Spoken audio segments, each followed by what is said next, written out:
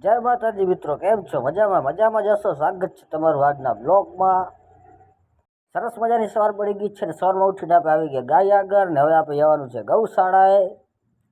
પહોંચી આવ્યા ગૌશાળા ને ગૌશાળાનો નજરો હતો કાંક આવો. અને હવે આપણને જવાનું છે પાછું ઘરે, કારણ કે ઘરે થોડુંક કામ છે એના માટે. તો પછી શું, આપણે ગૌશાળાથી નીકળીને જવા લાગ્યા ઘરે. અને મિત્રો, ઉનાળાનું વેકેશન પડી ગયું છે, તો તમે પણ શું તમારા મિત્રો સાથે દ્વારકા જવા માગો છો? કોમેન્ટ કરી દેજો. પહોંચી આવ્યા ઘરે ને ઘરે આવી લીધી આપણી વાસળી. વાસળી તાર છૂટી રખડતી હતી આંગણામાં. વાસળી કે હું ખીલે બધાવું નહીં, ને મેં કીધું હું તને બાંધ્યા વગર ક્યાંય જાઉં નહીં બીજે. તો યસ આપણે બહારે. તો પછી ઘરેથી નીકળીને જવા લાગે આપણે બહારે ફરવા.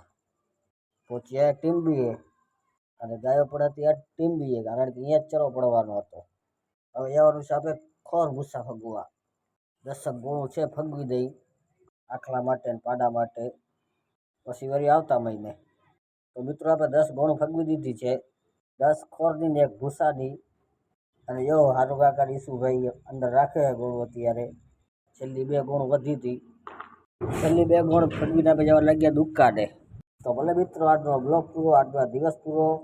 આવા ને આવા નવા વિડીયો પર લાઈક કરો, શેર કરો, સબસ્ક્રાઈબ કરો. મેં તમારા ભાઈને સપોર્ટ કરો. જય ગો માતા, જય ગોપાલ, જય શ્રી રામ.